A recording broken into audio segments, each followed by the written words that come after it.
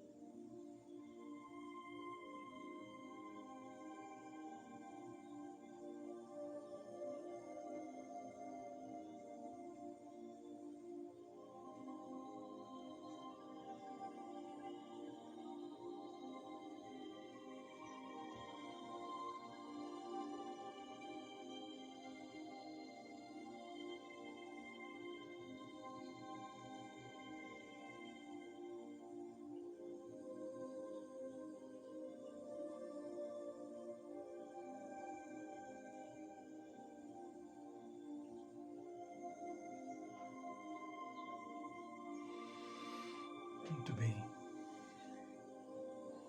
Joana está alertando-nos para a necessidade de uma reprogramação mental. Às vezes nós pensamos com nós mesmos, será que isso é uma ilusão ou são recomendações que não têm fundamento?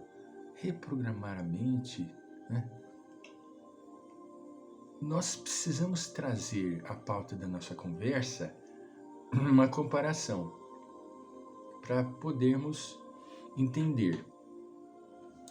Isso é fato porque a própria Joana fez isso, faz isso, André Luiz já fez isso, Emmanuel também já fez isso, né? Então, isso não é desses espíritos estelares. Não, isso é uma cópia de um mestre. E quando nós temos um bom mestre, nós precisamos seguir os passos deste bom mestre. Este bom mestre, destes nossos guias estelares, Emmanuel, André Luiz, Joana de Ângeles e inúmeros outros, né? Jesus Cristo. O próprio Cristo usou de elementos figurados para transmitir a sua mensagem. Deixai sede como as aves dos céus. Olha o recurso didático do Cristo. Sede como as aves dos céus, que não ceifam e nem semeiam.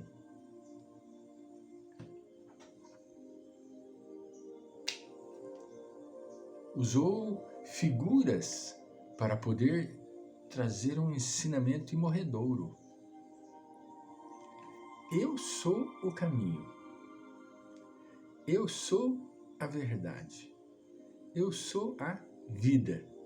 Ninguém subirá ao Pai senão por mim. Outra figura de estilo, ele se colocou na condição de um elemento estelar. Então, é interessante que a gente raciocine nesses termos, como por exemplo, vez por outra, nós precisamos reformatar o nosso notebook. Isso acontece comigo uma vez por ano. Eu reformato ele, né? Para quê? Para tirar tudo que é lixo e deixar o necessário. A mesma coisa é a nossa mente. É necessário reprogramar a nossa mente. O tentame se coroará de êxito mediante uma reprogramação da mente, iniciando-a com a indispensável conceituação da autoimagem, reforçada com a disposição de não retroceder.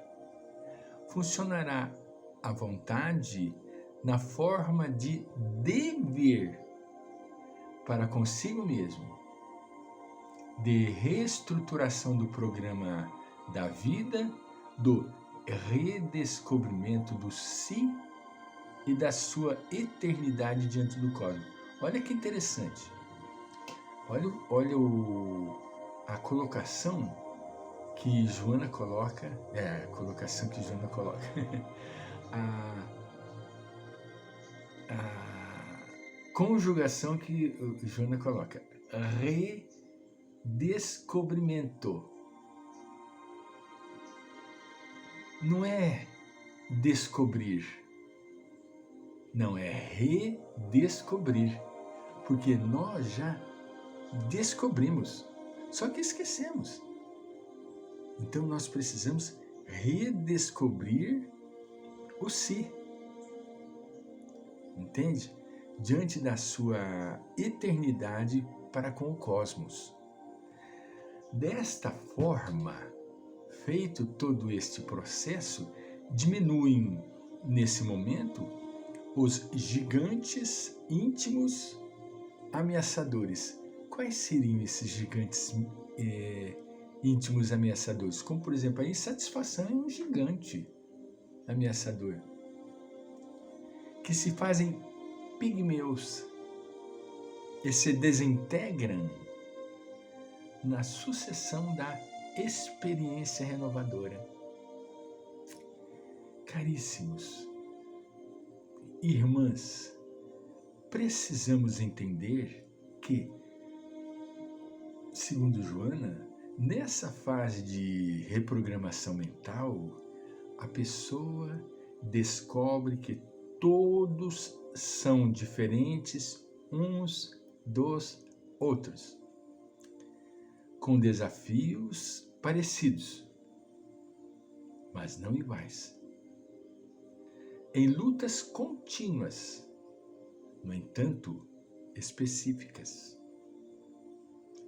e que a vitória alcançada por eles em determinados combates não lhes impede nem lhes evita novos enfrentamentos.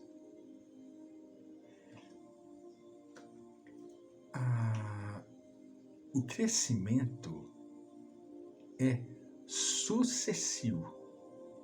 Não pensemos nós que vencendo uma batalha, pronto, acabou a tarefa. Não. É interminável. Por quê? Porque nós somos um espírito eterno. Quando que nós vamos adquirir a luminescência e a excelsitude? Quando nós verdadeiramente nos iluminarmos. E isso não se dá num piscar de olhos, em hipótese alguma. É um trabalho contínuo e incessante e interminável. Não conseguiremos fazer da noite para o dia, e nem do dia para a noite. Não, nós vamos vencendo etapa por etapa. Isso é um fato da nossa vida.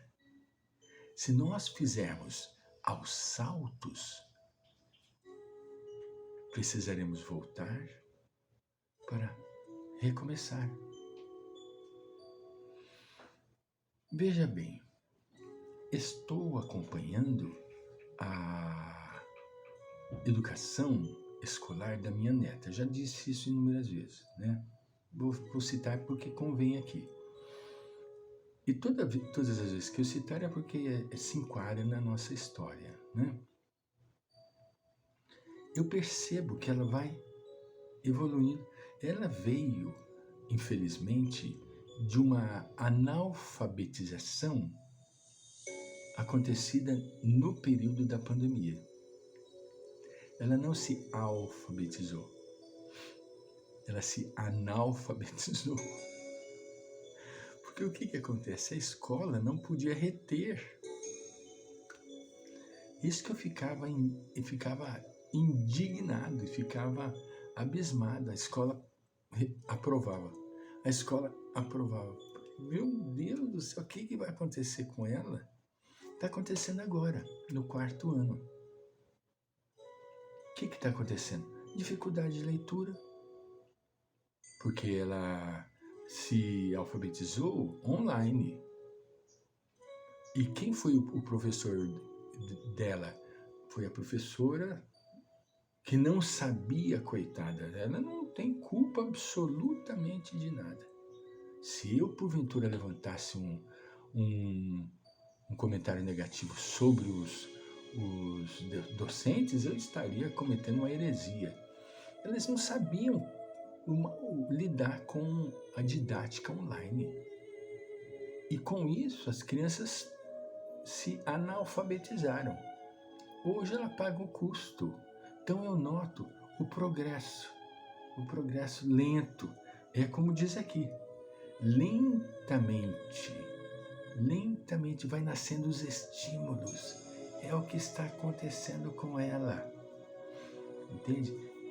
Ela tem 9 anos, no 4º ano. Não é só ela, não. Eu participo das reuniões de pais e mestres, né? E vejo a dificuldade dos demais outros pais, né? Hoje estão fazendo o quê? Colocando as crianças em professores particulares e assim sucessivamente, que nem minha netinha está no Kumon, fazendo o processo de alfabetização, porque é necessário que a mente se prepare para receber aqueles códigos fundamentais, que no caso deles ficou um hiato, um espaço que precisa ser replanejado, reprogramado. Vamos voltar.